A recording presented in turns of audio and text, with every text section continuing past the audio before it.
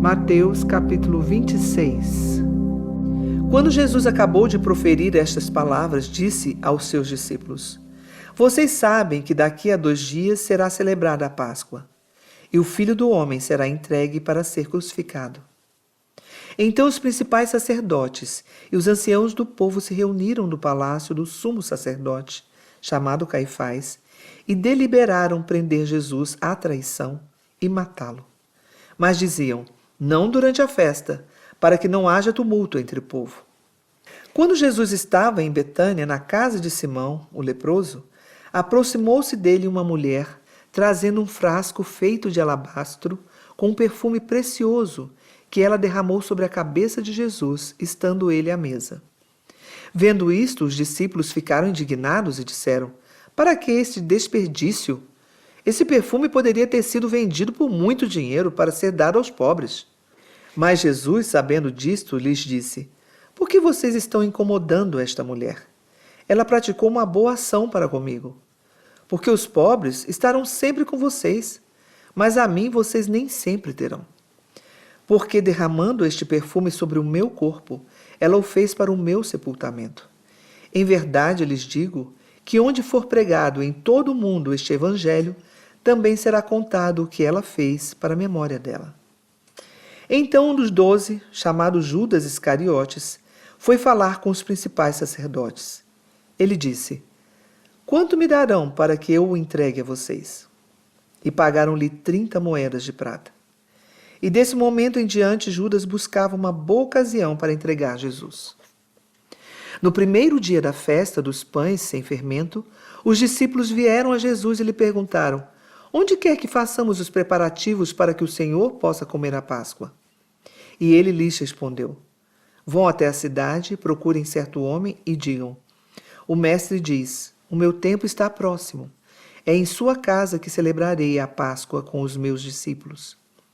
E eles fizeram como Jesus lhes havia ordenado e prepararam a Páscoa. Ao cair da tarde, Jesus pôs-se à mesa com os 12 discípulos, e enquanto comiam, Jesus disse: Em verdade lhes digo que um de vocês vai me trair. E eles, muito entristecidos, começaram um por um a perguntar-lhe: Por acaso seria eu, Senhor? Jesus respondeu: O que comigo põe a mão no prato, esse vai me trair. O Filho do Homem vai, como está escrito a seu respeito. Mas ai daquele por quem o Filho do Homem está sendo traído. Melhor seria para ele se nunca tivesse nascido. Então Judas, que o traía, perguntou: Por acaso sou eu, mestre? Jesus respondeu: Você acabou de dizer isso. Enquanto comiam, Jesus pegou um pão e, abençoando-o, partiu e deu aos discípulos, dizendo: Tomem, comam, isto é o meu corpo. A seguir, Jesus pegou um cálice e, tendo dado graças, o deu aos seus discípulos, dizendo: Bebam todos dele, porque isto é o meu sangue, o sangue da aliança, derramado em favor de muitos para a remissão de pecados. E digo a vocês que desta hora em diante nunca mais beberei deste fruto da videira, até aquele dia em que beberei com vocês o vinho novo, no reino de meu Pai. E tendo cantado um hino, saíram para o Monte das Oliveiras.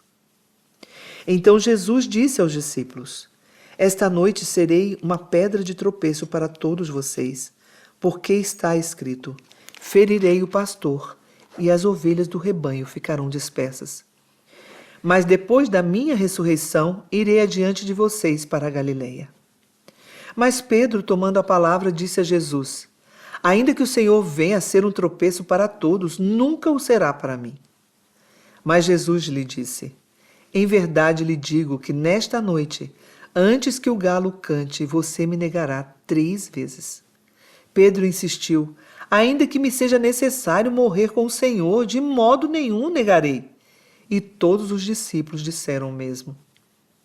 Em seguida, Jesus foi com eles a um lugar chamado Getsêmane e disse aos discípulos: Sentem-se aqui enquanto eu vou ali orar. E levando consigo Pedro e os 2 filhos de Zebedeu, começou a sentir-se tomado de tristeza e de angústia. Então lhes disse: A minha alma está profundamente triste até a morte. Fiquem aqui e vigiem comigo. E adiantando-se um pouco, prostrou-se sobre o seu rosto, orando e dizendo: Meu pai, se é possível que passe de mim este cálice. Contudo, não seja como eu quero, e sim como tu queres. E voltando para os discípulos, achou-os dormindo e disse a Pedro: Então nem uma hora vocês puderam vigiar comigo? Vigiem e orem, para que não caiam em tentação. O espírito, na verdade, está pronto, mas a carne é fraca. Retirando-se pela segunda vez, orou de novo, dizendo: Meu Pai, se não é possível que este cálice passe de mim sem que eu o beba, faça-se a tua vontade. E voltando, achou-os outra vez dormindo, porque os olhos deles estavam pesados. Deixando-os novamente, foi orar pela terceira vez, repetindo as mesmas palavras. Então voltou para os discípulos e lhes disse: Vocês ainda estão dormindo e descansando? Eis que é chegada a hora, e o Filho do Homem está sendo entregue nas mãos de pecadores. Levantem-se, vamos embora, eis que o traidor se aproxima. E enquanto Jesus ainda falava, eis que chegou Judas, um dos 12, e com ele grande multidão com espadas e porretes, vinda da parte dos principais sacerdotes e dos anciãos do povo. Ora, o traidor tinha dado a eles um sinal: aquele a que eu beijar é esse, prendam-no. E logo, aproximando-se de Jesus, Judas disse: Salve, mestre! E o beijou.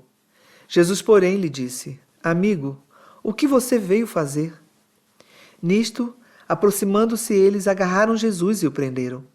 E eis que um dos que estavam com Jesus, estendendo a mão, sacou da espada e, golpeando o servo do sumo sacerdote, cortou-lhe a orelha. Então Jesus lhe disse: Coloque a espada de volta no seu lugar, pois todos os que lançam mão da espada, a espada perecerão. Ou você acha que não posso pedir a meu Pai, e ele me mandaria neste momento mais de 12 legiões de anjos? Mas como então se cumpririam as Escrituras, que dizem que assim deve acontecer? Naquele momento, Jesus disse às multidões: Vocês vieram com espadas e porretes para prender-me, como se eu fosse um salteador? Todos os dias no templo eu me assentava ensinando, e vocês não me prenderam. Tudo isto, porém, aconteceu para que se cumprissem as Escrituras dos profetas. Então, todos os discípulos o deixaram e fugiram.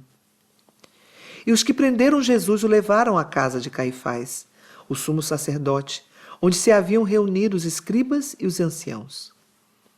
Pedro seguia de longe até o pátio do sumo sacerdote, e tendo entrado, assentou-se entre os servos para ver como aquilo ia terminar.